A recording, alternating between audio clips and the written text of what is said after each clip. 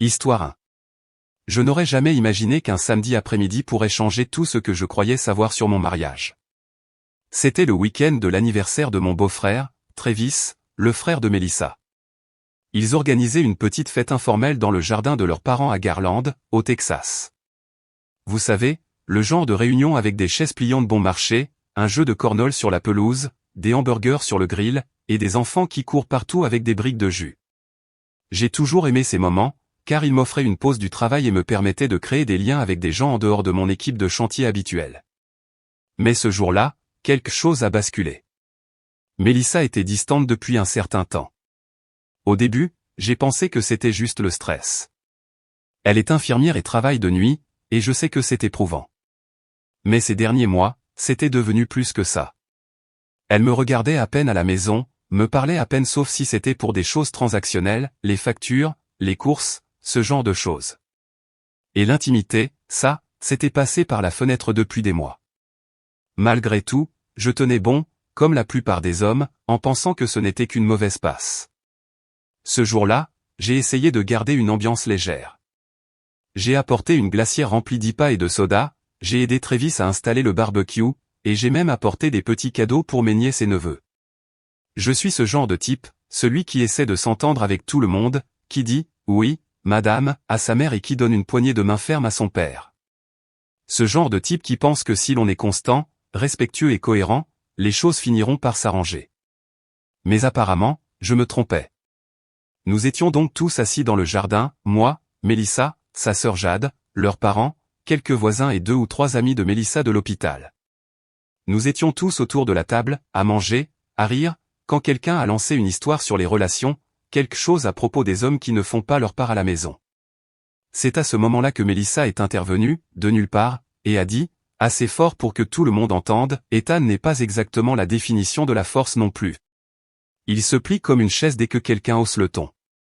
Tout le monde s'est figé. Quelques rires nerveux. Une de ses amies a lâché un « oh la vache, ma belle », comme si c'était drôle. Mais ça ne l'était pas. Mes oreilles brûlaient et j'ai senti une chaleur lente monter dans ma poitrine. Je ne savais même pas quoi dire. Je l'ai regardée, espérant que ce soit une mauvaise blague, une tentative d'humour noir. Mais elle ne m'a même pas regardé. Elle a juste continué à boire sa margarita et à naviguer sur son téléphone, comme si elle ne venait pas de me démolir devant la moitié des gens que je connais. Sa sœur, Jade, a haussé les sourcils et m'a jeté un regard. Jade et moi avons toujours eu une sorte d'alchimie étrange. Il ne s'est jamais rien passé, mais il y avait quelque chose. Elle est plus jeune, un peu plus sauvage, elle dit ce qu'elle pense. Le contraire de Melissa, en fait. Après une minute de silence gênant, Jade s'est penchée en avant, a souri légèrement et a dit, d'une voix enjouée mais claire, voyons voir si c'est vrai. Tout le monde a levé les yeux. Melissa n'a pas réagi au début. Jade s'est levée, m'a tendu la main comme si nous allions danser ou quelque chose du genre. Je n'ai pas bougé au début. Je pensais que c'était une blague. Mais elle était sérieuse. Et à ce moment-là, quelque chose en moi s'est tout simplement brisé. Je n'allais pas rester assis là et encaisser un autre coup pendant que tout le monde regardait. Alors j'ai pris sa main. Il ne s'agissait pas de flirter ou de faire une scène. Il s'agissait de revendiquer quelque chose, ma dignité, peut-être mon identité. J'ai suivi Jade à travers le jardin. Nous ne sommes pas allés loin, juste près de la clôture latérale, hors de portée de voix mais toujours visible. Les gens regardaient, mais à ce stade, je m'en fichais. Jade s'est tournée vers moi et a dit, « C'était quoi, ça, bordel ?» Elle est cruelle depuis des mois. Je ne savais pas quoi répondre, alors j'ai simplement haussé les épaules. « Elle pense que tu ne partiras pas, » a dit Jade. « Que tu es faible. Que tu continueras à supporter ça, quoi qu'il arrive. » J'ai enfin parlé. Ouais, c'est ce que je pensais aussi. Nous sommes restés là, en silence, pendant une minute, ses yeux fixés dans les miens. Pas d'une manière aguicheuse, pas de manière séductrice. Juste de manière réelle, honnête. Elle ne m'a pas touché, ne s'est pas penchée. Elle est juste restée là, avec moi. Et honnêtement, ça m'a semblé plus intime que tout ce que j'avais vécu chez moi ces 6 derniers mois. De retour à table, Melissa a continué à parler comme si de rien n'était, riant, ignorant le fait que son mari venait de s'éloigner avec sa propre sœur après avoir été humilié. ça voulait tout dire, vous savez? Les gens pensent que la trahison, c'est juste l'infidélité. Ce n'est pas le cas. La trahison, c'est quand quelqu'un cesse de voir votre valeur et commence à faire des blagues à vos dépens. C'est quand votre partenaire pense que le monde entier peut rire de vous et que c'est lui qui tiendra le micro. Et le pire, c'est que j'avais laissé faire. Mais ce moment avec Jade, pas même ce qu'elle a dit, mais le fait qu'elle ait remarqué ce que Mélissa faisait, ça a réveillé quelque chose en moi. Je n'étais pas en colère, je n'étais même plus blessé. J'en avais juste marre de prétendre que ce mariage était encore en vie. Plus tard dans la soirée, Mélissa a agi comme si tout allait bien. Elle m'a embrassé sur la joue quand nous avons quitté la fête, comme si elle ne venait pas de me traiter de faible devant tout le monde et de voir sa sœur s'éloigner avec moi. Je n'ai pas rendu son baiser. J'ai conduit jusqu'à la maison en silence. Je n'ai pas allumé la radio. Je ne lui ai pas demandé comment elle se sentait. J'ai juste regardé la route, mes doigts agrippant le volant plus fort que nécessaire. Et pour la première fois, j'ai commencé à élaborer un plan. Cette nuit-là, après la fête, je n'ai pas pu dormir. Mélissa s'est glissée dans le lit comme si de rien n'était, comme si elle ne m'avait pas traité de faible devant tout le monde, comme si elle n'avait même pas remarqué que j'étais parti plus de 20 minutes pour parler avec sa sœur près de la clôture. Elle a dit « Bonne nuit », s'est retournée et a éteint la lampe de sa table de chevet. Juste comme ça. Et moi, je suis resté là, à fixer le plafond, me sentant comme un fantôme dans ma propre maison, comme un étranger qui avait été toléré assez longtemps. Tout en moi était engourdi, sauf cette petite voix au fond de ma tête qui disait « Tu n'es plus obligé de vivre comme ça ». Le lendemain, vers 11 heures, j'ai reçu un SMS. C'était de Jade. « Tu vas bien ?» Simple, direct. Pas d'émoji, pas de jeu. J'ai fixé l'écran un moment avant de répondre. Je ne voulais pas ouvrir une porte que je ne pourrais pas refermer. Je ne voulais pas créer plus de chaos. Mais je ne pouvais pas non plus mentir, ni à elle, ni à moi-même. Honnêtement, je ne sais même plus. Elle a répondu instantanément, « Viens prendre un café. » Juste pour parler. Sans engagement. J'ai attendu un moment, puis j'ai tapé « Où ?» Nous nous sommes retrouvés dans un petit café tranquille du quartier de Bishop Art. L'endroit avait des murs en briques, des disques vinyles empilés derrière le comptoir et ce genre de musique folk indépendante qui jouait juste assez bas pour ressembler à un bruit de fond pour vos pensées. Jade était déjà là quand je suis arrivé. Elle portait un jean, un sweat à capuche gris foncé, les cheveux attachés en un chignon désordonné. Pas de maquillage, aucun effort pour impressionner. Juste authentique. Rien que ça m'a désarmé plus que n'importe quoi d'autre n'aurait pu le faire. Je me suis assis en face d'elle et, pendant une minute, aucun de nous n'a rien dit. Finalement, elle a brisé le silence. Je n'essayais pas de flirter, hier soir. J'ai hoché la tête. Je sais. Je n'essayais pas d'empirer les choses. Honnêtement, Jade, tu ne l'as pas fait. Tu as juste clarifié les choses. Elle a expiré lentement, comme si elle avait retenu son souffle toute la nuit. Mélissa n'est plus la personne que tu as épousée, tu le sais, n'est-ce pas? J'ai baissé les yeux sur mon café, remuant lentement le liquide noir comme si j'allais trouver des réponses au fond. Je crois que je le sais depuis un moment, ai-je dit. Je ne voulais juste pas l'admettre. Jade s'est penchée un peu. Tu veux savoir ce qu'elle a dit de toi à ses amis il y a quelques semaines, lors d'un brunch? J'ai hésité. Est-ce que je veux vraiment savoir? Elle a dit que tu étais ennuyeux. Que vivre avec toi, c'était comme vivre avec un colocataire qui paie trop de loyer. Ça m'a frappé plus fort que je ne l'aurais cru. Pas parce que j'étais surpris, mais parce qu'au fond, je l'avais déjà ressenti. Je n'étais plus qu'un colocataire maintenant. J'étais le gars qui s'occupait des factures, tondait la pelouse, réparait le broyeur d'ordures quand il se coinçait, mais qui n'avait ni caresse, ni remerciement, ni même n'était remarqué. Elle essaie de te faire sentir petit, a ajouté Jade.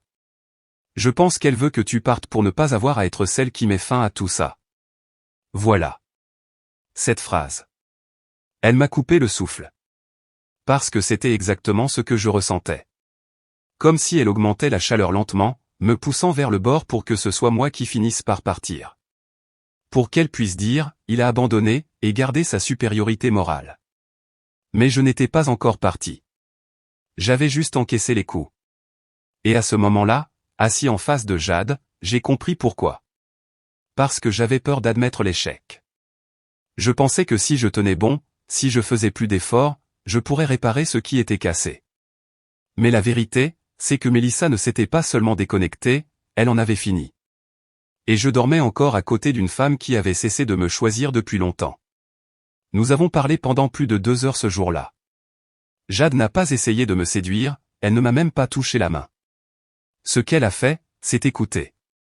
Elle m'a laissé être en colère, m'a laissé parler sans m'interrompre. Elle a posé des questions que personne d'autre n'avait pris la peine de poser, comme ce que je voulais de la vie, ce dont je rêvais avant de me marier, ce qui me faisait me sentir à nouveau moi-même. Je lui ai raconté comment je jouais de la guitare à l'université, comment j'adorais la randonnée, le camping, la réparation de vieilles motos. Je lui ai dit que j'avais l'impression que ces morceaux de moi avaient été enterrés quelque part sous le stress du travail, dans une maison qui ne ressemblait plus à un foyer. Et elle m'a regardé comme quelqu'un qui me voyait vraiment. Pas un chèque de paie, pas une mauviette, pas le mari qui ne comprend rien. Juste moi. Quand nous nous sommes levés pour partir, je me sentais différent. Non pas parce que Jade avait dit quelque chose de magique, mais parce qu'elle m'avait rappelé que j'étais encore vivant. Que j'avais encore une voix, une colonne vertébrale et un choix. Alors que nous sortions du café, elle s'est tournée vers moi et a dit « Tu ne dois ton silence à personne, Ethan. Pas même à Mélissa. » J'ai hoché la tête. Merci pour le café. Mais ce que je voulais vraiment dire, c'était « Merci de m'avoir réveillé. » Je ne suis pas rentré chez moi cet après-midi-là. J'ai conduit jusqu'au lac White Rock et je suis resté assis là pendant des heures, à regarder les bateaux passer et à penser à la version de moi-même que j'avais lentement tuée pour maintenir en vie un mariage brisé. Mélissa ne m'a pas envoyé de SMS de toute la journée. Pas de « Où es-tu » pas de « Tu vas bien ?» Rien. Et ce silence fut toute la confirmation dont j'avais besoin. Ce soir-là, j'ai dormi sur le canapé. Non pas parce que j'étais en colère, mais parce que je ne voulais plus partager un lit avec quelqu'un qui ne pouvait même pas me voir. Je n'avais pas encore de plan. Je n'étais pas sûr de quand ni comment je partirais. Mais une chose était maintenant limpide, l'homme que Mélissa pensait faible était sur le point de s'en aller. Et ce serait la chose la plus forte que j'ai jamais faite. 3 jours après avoir rencontré Jade pour un café, j'ai cessé d'attendre que Mélissa change. J'ai cessé d'attendre qu'elle me demande comment s'était passée ma journée, si j'avais bien dormi, ou même qu'elle remarque si je m'absentais pendant des heures. La vérité, c'est que plus je prenais mes distances émotionnellement, moins elle semblait s'en soucier. Il n'y a pas eu de dispute, pas de drame, juste le silence. Et j'ai réalisé quelque chose, si quelqu'un peut dormir profondément à côté de vous chaque nuit sans jamais ressentir le besoin de vous toucher, de prendre de vos nouvelles, ou même de vous regarder, vous n'êtes pas dans un mariage. Vous êtes un locataire avec des factures communes. Ce vendredi-là, je suis resté au travail plus tard que d'habitude. Pas parce que je le devais, mais parce que le calme de cette caravane de chantier me procurait plus de paix que mon propre salon. Quand je suis rentré à la maison, Mélissa était assise sur le canapé, regardant une émission de télé-réalité, des écouteurs sur les oreilles et une couverture sur les jambes. Elle ne m'a même pas regardé entrer. Pas un « Salut, pas un « Comment s'est passée ta journée ?» Elle a juste continué à naviguer sur son téléphone. Je suis resté dans le couloir quelques secondes, mon sac à dos sur l'épaule, les clés encore à la main, et j'ai réalisé, je l'avais déjà quitté. La seule chose qui manquait, c'était que mon corps suive. Cette nuit-là, je n'ai pas dormi. Au lieu de ça, je suis resté au lit à côté d'une femme que je ne reconnaissais plus, fixant le plafond, planifiant ma sortie comme un homme s'échappant d'une prison, avec soin, en silence, un pas à la fois. Le lendemain matin, alors qu'elle dormait encore, je me suis levé tôt, j'ai préparé une tasse de café fort et je suis allé dans le garage. J'ai ouvert un grand sac de sport noir que je n'avais pas utilisé depuis un voyage de pêche avec mon père 4 ans plus tôt. J'ai emballé des vêtements pour 2 semaines, mes outils, un dossier contenant des documents importants d'actes de naissance, carte de sécurité sociale, déclaration d'impôt et je les ai glissés à l'arrière de mon pick-up. Puis je me suis assis à la table de la cuisine et je lui ai écrit un mot. Ce n'était pas dramatique. Pas d'insulte, pas de culpabilisation. Juste une vérité, nette, calme, finale. Mélissa, tu me traites de faible, mais aujourd'hui je suis parti avec une force que tu ne comprendras jamais. Tu as cessé de me choisir. Je me choisis simplement moi-même maintenant. Ethan. Je l'ai laissé sur la table basse, juste à côté de son plateau de bougies décoratives qu'elle n'allume jamais.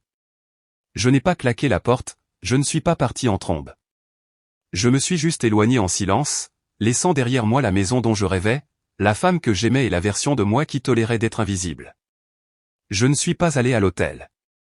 J'avais déjà trouvé une location à court terme, une petite maison d'amis d'une chambre derrière la maison d'un couple de personnes âgées à Oak Cliff. Rue calme, intimité décente, $900 par mois, sans bail. C'était parfait.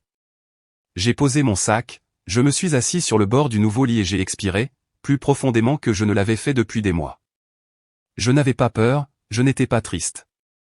J'étais libre. Mélissa n'a pas appelé ce jour-là, ni le lendemain. Elle a envoyé un SMS d'une ligne le dimanche soir, « Où es-tu » Je n'ai pas répondu. Lundi est arrivé, rien. Mardi, elle a laissé un message vocal, et, je me demandais juste si on allait parler. Je suis confuse. C'est là qu'elle a commencé à comprendre. Pas seulement que j'étais parti, mais que je n'avais pas fait de scène. Je n'avais pas supplié, crié ou poursuivi avec des accusations. J'étais juste parti. Et ça l'a secoué d'une manière que les mots n'auraient jamais pu. Parce que quand quelqu'un que vous croyez faible s'en va soudainement sans jamais se retourner, vous commencez à vous demander qui il était vraiment. À la fin de la semaine, les SMS sont devenus émotionnels. Je ne comprends pas. Pourquoi es-tu parti comme ça? Tu aurais dû me parler. Est-ce qu'on peut arranger ça? Je n'ai toujours pas répondu. Parce qu'au fond, elle savait. Elle savait ce qu'elle avait fait quand elle a fait de moi la risée de cette fête. Elle savait ce qu'elle faisait depuis des mois quand elle a cessé de me toucher, de m'écouter, de rire avec moi. Elle le savait chaque fois qu'elle regardait son téléphone au lieu de croiser mon regard. Elle le savait. Elle n'a juste jamais pensé que je la prendrais au mot. Les semaines ont passé. J'ai recommencé à courir le matin, j'ai récupéré ma vieille guitare acoustique chez mon frère, je me suis inscrit à un cours de mécanique local le jeudi soir pour me remettre à la réparation de moto, chose que je n'avais pas faite depuis mes 20 ans. J'étais encore en train de tout digérer, bien sûr, un divorce ne s'efface pas comme ça. Mais je ressentais quelque chose que je n'avais pas ressenti depuis des années, la clarté. Et, qui l'eût cru, un après-midi, alors que je travaillais sur un projet pour un ami qui restaure des motos à temps partiel, j'ai revu Jade. Elle est arrivée dans une Jeep poussiéreuse, la vitre baissée, des lunettes de soleil sur le nez, et a dit, « Tu as l'air différent. » J'ai souri. Je me sens différent aussi. Nous avons parlé un moment, rien de lourd, juste pour prendre des nouvelles. Elle n'a rien forcé. Elle a juste dit, « Je suis fier de toi. » Et elle est partie. Cela signifiait plus qu'elle ne le saura probablement jamais. Puis est arrivé le message vocal qui a changé le ton, 3 semaines après mon départ. Ethan, j'ai merdé. Je sais que j'ai merdé. Je ne sais pas pourquoi j'ai agi comme ça. C'est juste que, je pensais que tu serais toujours là. Je pensais que tu ne partirais jamais. Et maintenant, j'ai peur. S'il te plaît, parle-moi. C'était la première fois que je l'entendais pleurer depuis des années. Et, étrangement, cela ne m'a pas ému. Pas parce que je la détestais, mais parce que j'avais enfin guéri au-delà du point où j'avais besoin de ses excuses. Ces larmes arrivaient trop tard. Je ne voulais pas revenir en arrière. Je ne voulais pas être le filet de sécurité émotionnelle de quelqu'un. Je voulais la paix, je voulais la vérité. Je voulais être choisi, pas toléré. Quelques mois plus tard, les papiers du divorce ont été déposés, tranquillement, respectueusement. Pas d'avocat qui crie, pas de dispute pour les meubles.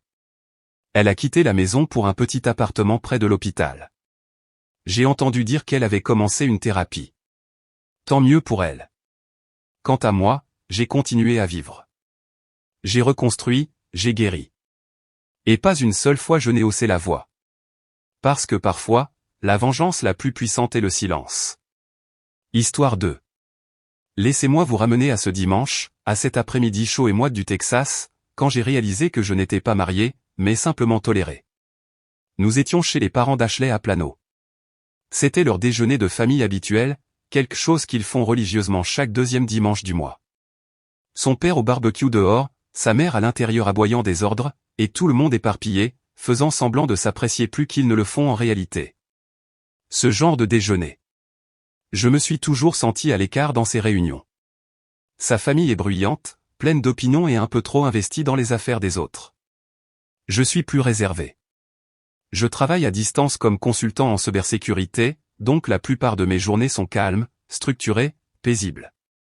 Sa famille, en revanche, traite une réunion de famille comme une joute verbale, et j'étais toujours la cible des blagues. Mais ce dimanche-là, quelque chose semblait différent. Ou peut-être que je l'ai simplement plus remarqué parce que j'avais cessé d'essayer d'ignorer les choses. Ashley était distante depuis des mois. Aucune affection, aucune conversation qui ne soit pas transactionnelle. J'entrais dans une pièce et elle naviguait plus intensément sur son téléphone, comme si je n'étais pas là. Vous demandez à quelqu'un ce qu'il veut pour le dîner et il vous répond « Je m'en fiche, ne salis juste pas la cuisine ». Oui, c'est là que nous en étions. C'est le genre de froideur à laquelle j'étais confronté. Bref, il est environ 13 heures et nous sommes tous assis à la grande table en bois de leur salle à manger. Son père a son thé glacé habituel dans sa tasse des Dallas Cowboys, sa mère corrige les manières de tout le monde, et moi je suis assis là, essayant de ne pas attirer l'attention, car quand je le fais, ça ne se termine jamais bien. Et, bien sûr, Ashley n'a pas pu résister. Ça a commencé par quelque chose de petit. Elle a fait une remarque sur ma chemise qui était froissée, ce qui n'était pas vrai. J'avais mis une chemise à boutons bleu clair et un jean, propre, net. Mais elle a dit, « Tu n'as pas trouvé de fer à repasser ce matin ?» Devant tout le monde. J'ai souri, j'ai juste hoché la tête. Je n'ai pas mordu à l'hameçon. Puis sont venus les pics sur le travail. Elle s'est tournée vers son oncle et a dit, « Eh bien, Ethan travaille de la maison, mais ce n'est pas comme s'il sauvait le monde. Il clique juste sur des boutons toute la journée. » Des rires ont suivi, certains faux, d'autres réels. J'ai juste mâché ma nourriture et je suis resté silencieux. Mais ensuite, elle est devenue audacieuse. Je ne sais pas si c'était le vin, l'attention ou simplement son amertume qui bouillonnait, mais elle a regardé de l'autre côté de la table, a souri avec suffisance et a dit, honnêtement, je ne sais même pas comment j'ai fini avec un homme qui a besoin d'un GPS pour trouver la chambre à coucher. Silence. Silence total pendant environ 5 secondes. Les fourchettes en l'air. Quelqu'un s'est étouffé avec un rire. Je n'ai regardé personne. J'ai fixé mon assiette comme si elle pouvait s'ouvrir et m'avaler tout entier. Et le truc, ce n'est même pas ce qu'elle a dit. C'est la façon dont elle l'a dit. La façon dont elle m'a regardé, comme si je n'étais même pas une personne. Comme si j'étais un projet caritatif avec lequel elle était coincée. Comme si tout ce que j'ai fait, tout ce que j'ai donné à ma patience, mon soutien, le paiement de la moitié de cette fichue hypothèque ne comptait plus. J'étais juste un bruit de fond pour elle maintenant. Sa cousine, Rachel, était assise à 2 chaises de moi. Elle avait été silencieuse tout l'après-midi, picorant sa salade, me regardant de temps en temps comme si elle sentait la tempête approcher. Rachel et moi n'avons jamais été proches. Je veux dire, nous parlions de temps en temps pendant ses déjeuners, mais elle était toujours un peu en marge, la plus calme de cette famille bruyante et prompte à juger. Elle a elle-même traversé un divorce difficile, ça je le savais. Elle est revenue s'installer à Dallas l'année dernière, a recommencé à travailler dans l'immobilier. Donc, après ce commentaire humiliant, je me suis levé, je suis allé à la cuisine pour remplir mon verre du thé glacé, rien de plus fort et je me suis simplement appuyé contre le comptoir, essayant de me ressaisir. La maison était pleine de voix et de bruit, mais tout s'est estompé en un bourdonnement sourd. Et puis j'entends des talons sur le carrelage derrière moi. Je me retourne et c'est Rachel. Elle ne dit rien tout de suite. Elle me regarde vraiment. Pas le regard poli habituel de la famille. Pas de jugement, pas de pitié. Juste quelque chose de différent. Et puis elle dit, doucement, à peine au-dessus d'un murmure, « Tu ne mérites pas ça. » Vraiment. Monte, juste pour respirer, juste pour t'éloigner de tout ça. Je n'ai pas bougé. Je n'ai même pas répondu. Je suis juste resté là, le cœur battant dans ma gorge, ne sachant pas si je l'entendais correctement. Elle ne m'a pas touché, n'a pas souri. Elle s'est juste retournée, a traversé le couloir et a monté les escaliers. Maintenant, écoutez, je ne l'ai pas suivie. Pas tout de suite. Je suis resté là, figé, pendant une bonne minute, à regarder le couloir comme si c'était une sorte de test. Comme si monter ces marches signifiait franchir une ligne que je ne pourrais pas effacer. Mais pas pour l'infidélité ou quoi que ce soit du genre. Non. La vraie ligne avait déjà été franchie par Ashley, encore et encore. Chaque fois qu'elle me traitait comme un étranger dans sa propre maison, chaque fois qu'elle faisait des blagues sur ma valeur comme si c'était une soirée micro ouvert, chaque fois qu'elle me regardait sans me voir. Alors oui, quelque chose s'est brisé en moi à ce moment-là. Pas d'une manière colérique et impulsive. C'était clair, calme. Comme si un brouillard s'était levé et que je pouvais tout voir tel que c'était vraiment. Ce moment, la voix de Rachel, son honnêteté, le fait qu'elle m'ait vu, a brisé quelque chose. Je ne l'ai pas suivie à l'étage à ce moment-là. Au lieu de ça, je suis retourné à table, je me suis assis et je n'ai rien dit. Ashley n'a même pas remarqué que j'étais parti. Son oncle racontait une histoire de pêche sur le lac Reubar et elle était tout sourire, comme si de rien n'était. Mais quelque chose s'était passé. Je n'étais plus en colère. J'en avais marre. Marre d'essayer de la reconquérir, marre de mendier la décence dans mon propre mariage, marre d'être le paillasson de la famille. Ce déjeuner du dimanche ne m'a pas brisé, il m'a réveillé. Et Rachel, elle n'était pas un problème. Elle était juste un miroir. Le moment qui m'a permis de voir ce que je tolérais depuis trop longtemps. Et croyez-moi, ce qui a suivi n'a pas été bruyant, n'a pas été désordonné, mais c'était final. Et ce serait la fin la plus froide et la plus paisible qu'Ashley n'ait jamais vu venir. Les gens pensent toujours que les mariages s'effondrent à cause d'un grand événement, comme une infidélité, une dispute hurlante, une goutte d'eau qui fait déborder le vase. Mais la plupart du temps, ça ne se passe pas comme ça. Parfois, c'est une fuite lente, une décadence silencieuse. On ne s'en rend même pas compte au début. On suit juste le mouvement, en se disant que ce n'est qu'une phase. Jusqu'au jour où l'on regarde la personne à côté de soi en pensant, comment diable en sommes-nous arrivés là? C'est ce qui s'est passé avec Ashley et moi. Nous nous sommes rencontrés à un mariage à Cleveland. Mon ami Mark épousait cette femme sauvage et hilarante nommée Jess, et Ashley était une collègue de travail de Jess à l'époque. Elle était sûre d'elle, pas bruyante, pas dramatique, juste pleine d'assurance. Elle portait une simple robe noire et avait ce petit sourire sardonique quand nous avons parlé pour la première fois au bar. Elle s'est moquée du DJ, Jerry. Nous avons fini par parler pendant 2 heures d'affilée. Elle venait d'emménager dans un nouvel appartement, travaillait comme directrice de bureau dans une clinique dentaire. J'étais dans mon travail de cybersécurité à distance depuis 2 ans. La vie semblait stable, simple. Nous avons commencé à nous voir tous les week-ends. Elle cuisinait des tacos aux crevettes incroyables, je lui ai appris à vraiment apprécier le football américain. C'était amusant. Nous avions une alchimie, des blagues, des discussions nocturnes. Nous nous disputions même bien, comme des adultes. Après 1 an, nous nous sommes mariés. Petit mariage, rien d'extravagant. Son idée. Elle disait qu'elle n'avait pas besoin d'un spectacle pour prouver quelque chose. À l'époque, j'ai pensé, merde, j'ai touché le jackpot. Indépendante, les pieds sur terre, réaliste. C'est ce que je pensais, non? Juste après le mariage, elle a voulu déménager au Texas. Elle a dit que sa famille était là, que sa mère n'allait pas très bien et que le rythme du sud lui manquait. Cela m'allait. Je travaille à distance, je pouvais me connecter de n'importe où. Nous nous sommes donc installés à Plano, avons acheté une modeste maison de 2 chambres dans un quartier calme, non loin de ses parents. Elle a tout décoré dans cette combinaison chaleureuse de beige et de bleu marine. J'ai aidé où je pouvais, mais honnêtement, je suis resté en retrait. Elle aimait que les choses soient faites d'une certaine manière, et ça ne me dérangeait pas. Et pendant la première ou les 2 premières années, les choses allaient bien. Rien de magique, rien de dramatique, juste normal. On se lève, on fait la vie ensemble. Nous avions un rythme. Tâches partagées, on allait chez Home Depot le samedi, on regardait Netflix le soir. Je payais les plus grosses factures, elle s'occupait des courses et des petites choses. Assez standard. Mais à un moment donné, le ton a changé. Et c'était si subtil que j'ai à peine remarqué que ça se produisait. Ça a commencé avec les commentaires. Des petites choses comme « As-tu vraiment besoin d'une autre paire de ces baskets moches ?» ou « Tu cuis toujours trop les œufs ?» Je l'ai pris à la rigolade au début. Je pensais qu'elle était juste taquine. Mais ça a continué. « Tu parles trop lentement. Tu es si maladroit avec mes amis. Peut-être que tu devrais mettre quelque chose qui ne semble pas sortir d'un placard de lycée. » Et elle ne le disait pas avec humour, c'était tranchant, intentionnel. Au début, j'ai ignoré. J'ai pensé que peut-être le travail la stressait, que peut-être l'état de santé de sa mère l'affectait. J'ai essayé d'être plus serviable, plus patient. J'ai acheté le dîner plus souvent, j'ai commencé à lui demander si elle voulait partir en week-end.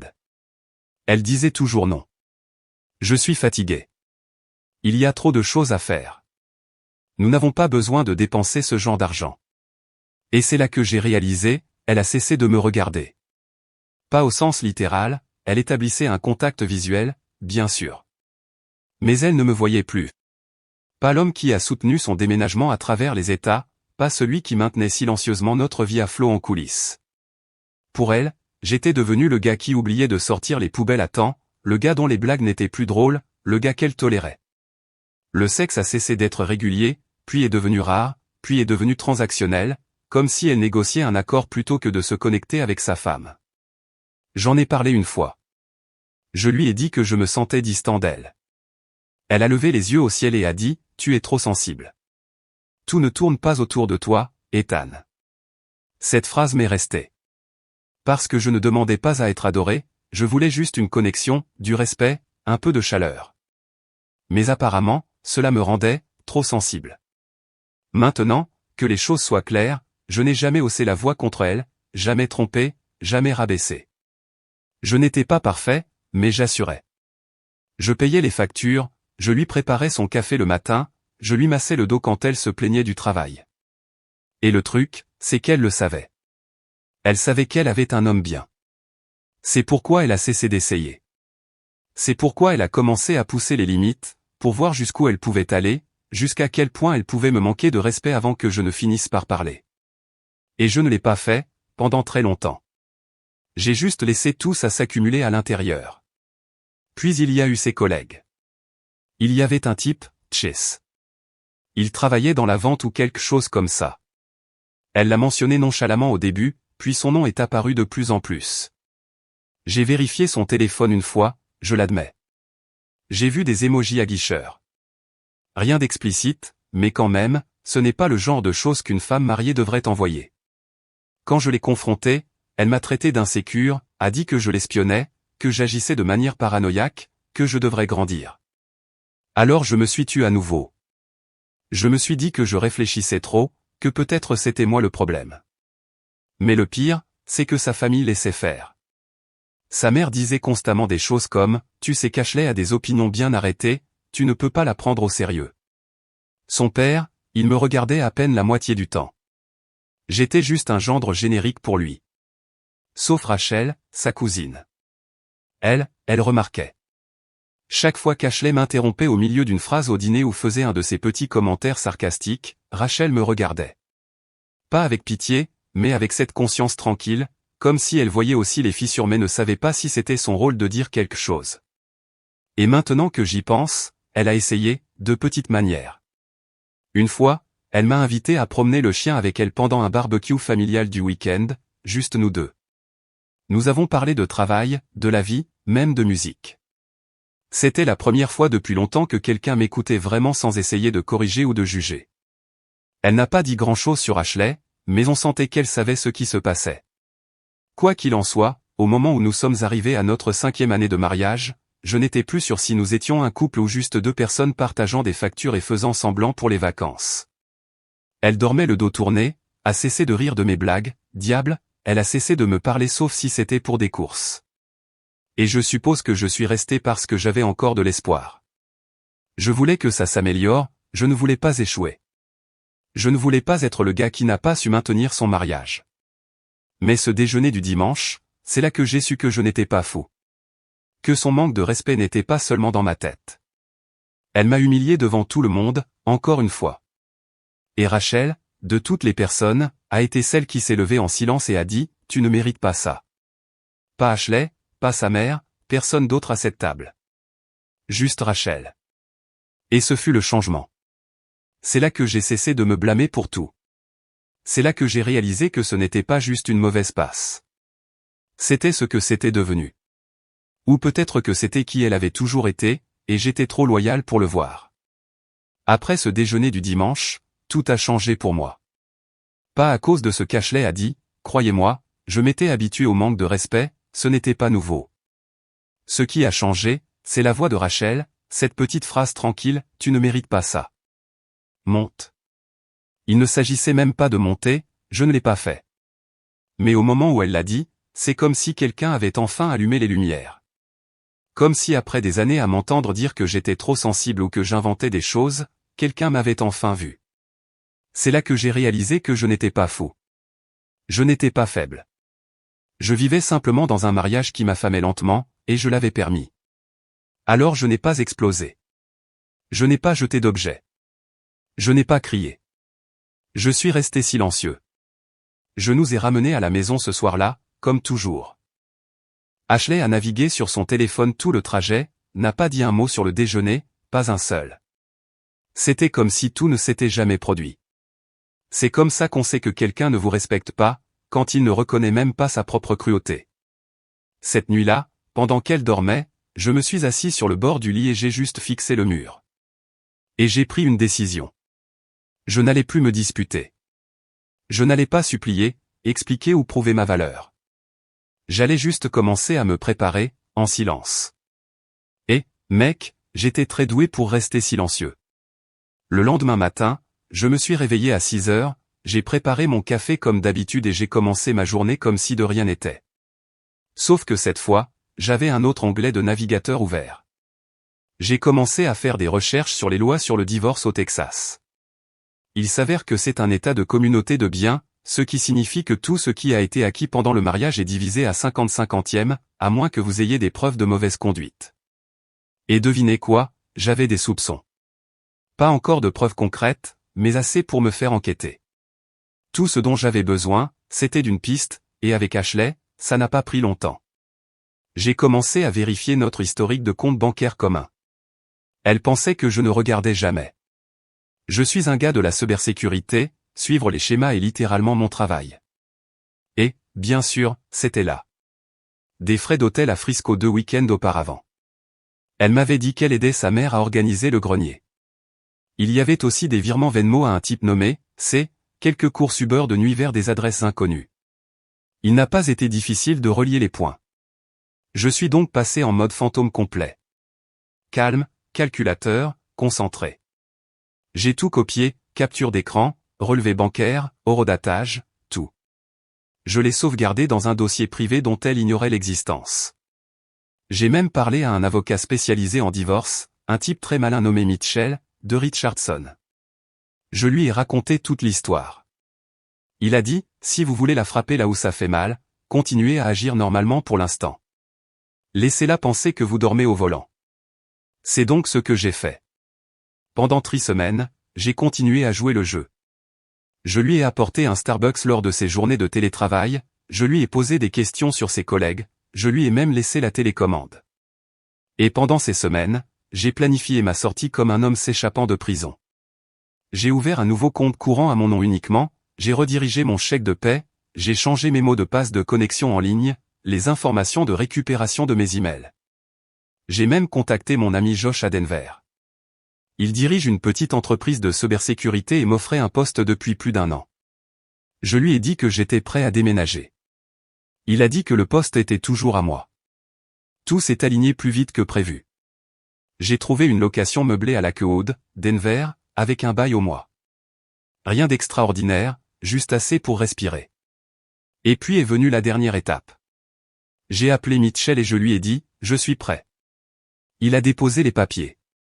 Il a fait en sorte qu'il lui soit signifié à son travail, juste en face de cette clinique dentaire qu'elle se vantait toujours de diriger.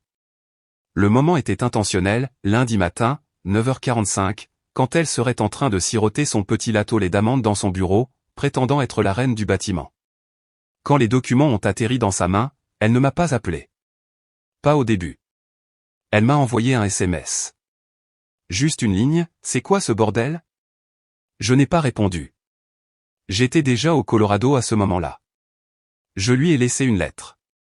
Pas dramatique, pas émotive. Juste des faits. Ce mariage est mort depuis des années. Tu l'as enterré avec tes mots, ton silence et tes mensonges. Je suis resté plus longtemps que je n'aurais dû, espérant que tu te rendrais compte. Tu ne l'as jamais fait. Alors maintenant, je pars.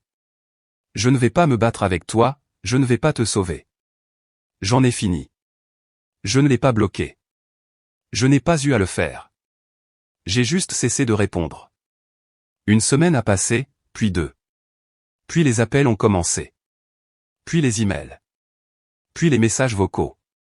Au début, elle était en colère, criant, jurant, me reprochant de m'être enfui. Puis ça a changé. Elle a commencé à supplier, disant que je lui manquais, qu'elle était confuse, qu'elle ne pensait pas les choses qu'elle avait dites, qu'elle n'avait jamais vraiment rien fait avec Chess. Trop tard. Et la partie la plus satisfaisante, c'est que je n'étais même plus en colère. Je ne voulais pas de vengeance au sens hollywoodien du terme. Je ne voulais pas lui faire de mal. Je voulais de la distance. Je voulais la paix. Je voulais dormir la nuit sans avoir l'impression d'être un fantôme dans ma propre maison. Je me souviens d'être assis sur ma nouvelle terrasse à Denver un matin, l'air frais dans mes poumons, un café à la main, et j'ai reçu un SMS de Rachel. Le premier depuis ce dimanche. J'espère que tu vas bien. Je pensais ce que j'ai dit ce jour-là. J'ai juste regardé le message un moment, j'ai souri. J'ai répondu, merci. Ça a signifié plus que tu ne le penses. Ashley n'a pas bien vécu le divorce. Elle a essayé de le faire traîner, a affirmé qu'elle méritait la maison. Mitchell a rapidement balayé cela avec les dossiers financiers. Elle n'avait aucune base.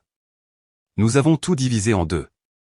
La seule différence, c'est que j'étais déjà en train de construire une nouvelle vie, et elle était coincée dans les ruines de ce qu'elle avait aidé à détruire. Chase l'a larguée, bien sûr. Ces types-là ne restent jamais quand il y a du drame. Il ne savait probablement même pas qu'elle était mariée jusqu'à ce que ses papiers de justice commencent à voler.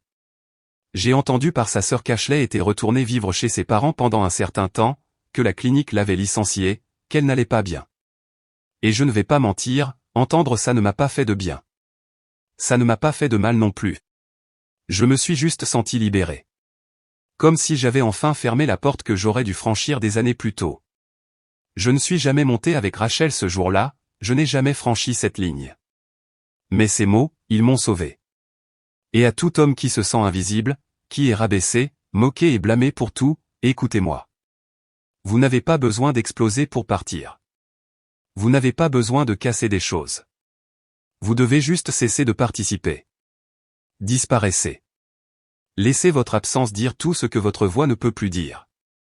Et observez à quelle vitesse votre silence devient la chose la plus assourdissante qu'ils aient jamais entendue.